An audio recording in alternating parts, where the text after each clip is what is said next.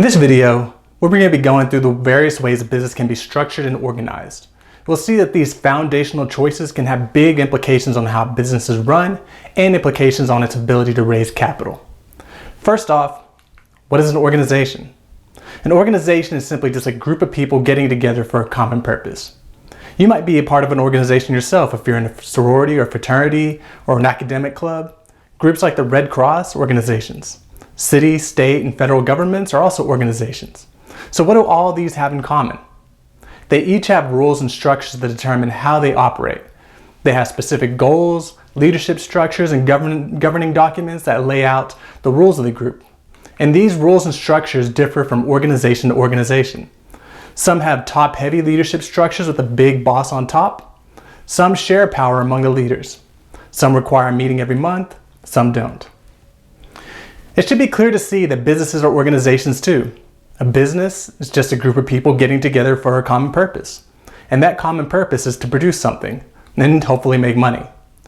Just like the organizations we mentioned previously, each business can have a different set of rules or structure. For example, this business has a very flat leadership structure with managers reporting directly to the owners, whereas this business chooses to be very hierarchical. Businesses choose how they want to be structured. In this video, we're going to go over 4 main types that they can choose from: sole proprietorships, partnerships, corporations, and limited liability companies. Each of these organizational forms comes with some advantages and disadvantages, and businesses should consider both their current needs and their future expectations when selecting their structure for them. To get a feel for what each of these organizational forms entails, I'm going to start my own business. What we're going to see is that as the needs of the business change, different organizational structures may become more advantageous. So let's jump into the ice cream business. I'm going to start up a very simple business, Adams Ice Cream. I'll be churning my own ice cream at home and selling it in a small cart in the park. Since it's so simple and small scale, I can use my own money to purchase the equipment to get started. This business should be structured as a sole proprietorship. A sole proprietorship is distinguished by the fact that there is just one single owner, and that owner is also the manager of the business. Think back to when you were a kid. Maybe you set up a lemonade stand or did some babysitting. Although you probably didn't file any formal paperwork, you were effectively operating as a sole proprietorship. A major benefit to organizing as a sole proprietorship is its simplicity. You start selling and boom, you start a sole proprietorship. Sole proprietorships are taxed just once. Any income that the business receives is taxed just like regular wage income. For example, the income that I receive from operating my ice cream cart will be taxed just like the money I'd get from working at McDonald's. Later on, we'll see that not all organizations have this single taxation feature. With any set of advantages, there comes a set of disadvantages. Sole proprietorships are exposed to unlimited personal liability. That means that the owner of the business is financially responsible for anything that happens to the business. For example, if Adams Ice Cream makes a bad batch of ice cream and some customers get sick, I'm personally liable for any lawsuits. And I'm eligible not to just lose the money that I put into the business, but also my own personal wealth, my savings, my cars, my home. This occurs because in the sole proprietorship, there's no separating the business and the owner. They're one and the same. I am Adams Ice Cream, and Adams Ice Cream is me. So when the company gets sued, I get sued. It's also difficult to transfer ownership in a sole proprietorship. The life of the business is limited to the life of the owner who created it. Again, this is because the owner and the business are inseparable. They're one and the same. So if I get tired of the ice cream business and want to sell, the new purchaser would have to create a brand new business organization. A final disadvantage is that there's limited access to capital with a sole proprietorship.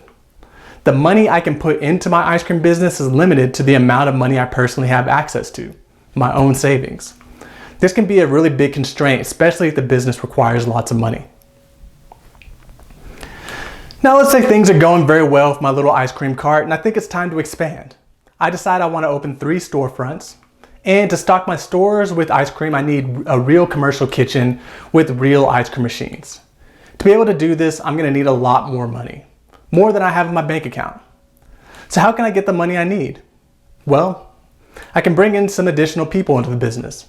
Partners. Each one of these partners contributes some funding, and in return, they become owners in the ice cream business. This is called a partnership. A partnership is simply a business owned and managed by 2 or more people. And this business is formalized by a partnership agreement which details the terms and conditions of the relationship between all the partners. It tells you who gets what percentage of the income, who owes what debt, who has the power to do what, etc. The advantages and disadvantages to being a partnership are almost identical to those of a sole proprietorship. They're simple to set up. The only additional challenge would be in negotiating that partnership agreement. There's also single taxation in a partnership. Any income that goes to any of the partners is taxed just like its regular income. On the downside, all the partners in the business are exposed to the unlimited personal liability that we discussed previously. Not just the original founder, but anyone who is a partner in the business. Just as this is in the sole proprietorship, there's no separating the business from the owners. Adams Ice Cream is the partners are Adams Ice Cream. So let's say you become a partner in my business and contribute $50,000. If the ice cream shop sells a bad batch of ice cream and gets sued, you'd be eligible to lose not only the $50,000 you invested with me, but also your own personal wealth. Your savings, home, cars, much more than the $50,000 is at stake. Your liability would be unlimited. And just as in the sole proprietorship, it can be difficult to transfer ownership in a partnership. If a partner decides the ice cream business isn't for her, she would have to personally find someone willing to take her piece of the business. And the remaining partners have to agree to include this new partner. And that can be pretty challenging. And while we can raise more money with the partnership than we can with the sole proprietorship, we're still very limited in the amount of capital we can raise. We are limited by the number of people we can directly network with and get money from. Now imagine a few years have gone by and my little ice cream shop is a big hit. I think it's time to expand nationwide and start distributing my ice cream to grocery stores. To do this, I'll need to move out of my small commercial kitchen and into a factory space with big fancy equipment. And I'll need to open physical stores across the country. To do this, I'm going to need a lot more money. More money than I can personally network and scare up. So I might think about forming a corporation for Adams Ice Cream. A corporation is set up as a separate legal entity, and the ownership of the business is represented by shares of stock. If you remember before when we talked about sole proprietorships and partnerships, we said that the owners in the business are one and the same. I am Adams Ice Cream is me. In a corporation, that changes completely. Now, Adams Ice Cream is its own separate thing, and I and the rest of the owners are separate and legally distinct from the company. And this is important for a couple of reasons. For one, owners of the corporation will now have limited liability. The most they could ever lose by purchasing Adams Ice Cream Company stock is the amount they spent to purchase shares. If you invested $50,000 to invest in Adams Ice Cream, you could possibly lose the $50,000, but nothing more. Your house, your savings, your cars, all of that is safe. The most you can lose is the amount you invested. Second, corporations separate management and ownership. If someone purchases shares of Adams Ice Cream, it allows them to be a passive investor. That means they won't be responsible for actively managing the day-to-day aspects of the business. Something that someone probably doesn't have the time, knowledge, or even the desire to do. Also, it's easy to transfer ownership of a corporation. If you purchase shares of Adams Ice Cream but then quickly realize that you want out of the ice cream business, you can simply sell your shares of stock to someone else. Unlike a sole proprietorship or partnership which ceases to exist if the ownership of the company changes, a corporation has unlimited life. Owners can come and go as they please, and the organization will continue to exist. All these advantages make it easier for corporations to attract large amounts of capital from large numbers of people. Investors in corporations don't have to worry about losing more than they invested, they don't have to worry about managing the business, and they can easily get out if they wanted to. Most of the companies you hear about, Nike, Amazon, Ford, Microsoft, they're all organized as corporations for these reasons. They're huge companies that need to attract large amounts of capital. With all these advantages, of course, come disadvantages. For one, corporations are subject to double taxation. Because in a corporation, the business is completely separate from the owners, the business gets taxed as well as the owners. The business is going to pay a corporate tax on any profit it generates, And then if the business shares the profits with the owners, the shareholders, in the form of dividends, then the owners are going to pay personal tax on that as well. So we have double taxation. The corporation pays a tax and the owners pay a tax as well. And this double taxation can be potentially very costly. Corporations are also complex and are subject to many regulations. For example, corporations are required to form a board of directors, have an annual meeting, and corporations are required to submit an annual report to shareholders.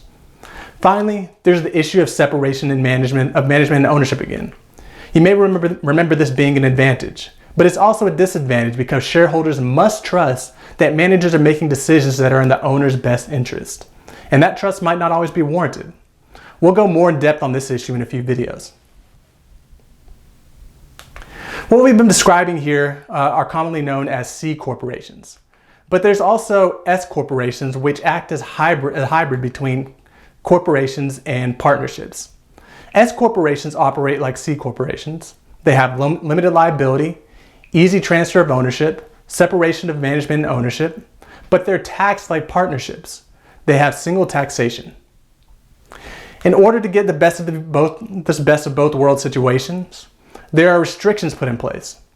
S corporations can have no more than 100 shareholders, and this restriction limits the amount of capital they can raise. Therefore, S corporations tend to be on the smaller side. Another hybrid is the LLC, limited liability companies.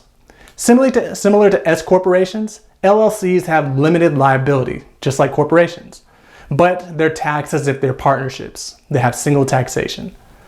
LLCs are more flexible and come with looser restrictions than corporations, like no requirement for a board of directors, no annual meeting, things like that. While sometimes it's beneficial to have these looser requirements, the looser requirements might make it difficult to attract large amounts of capital because many people prefer the protection of regulations. The following charts here shouldn't be surprising to see. Most businesses in the US are organized as sole proprietorships. Most businesses are small businesses that don't require lots of money to operate. Therefore, the sole proprietor route fits their needs pretty well. And there's just very few corporations. When we look at the next chart, we see that even though there are a lot more sole proprietorships out there than corporations, corporations generate the bulk of the revenue generation in this country. This is due to the size of corporations. There are very few corporations out there, but the ones that are out there are very, very large. Sole proprietorships, on the other hand, generate very little revenue because of their small size. So there it is. That's been a brief summary of one of the fundamental choices a business will make. How will they structure their organization? Obviously, there are many, many details we've overlooked here. Details which would likely appear in a business law course. But these basic distinctions should help you understand why businesses operate like they do.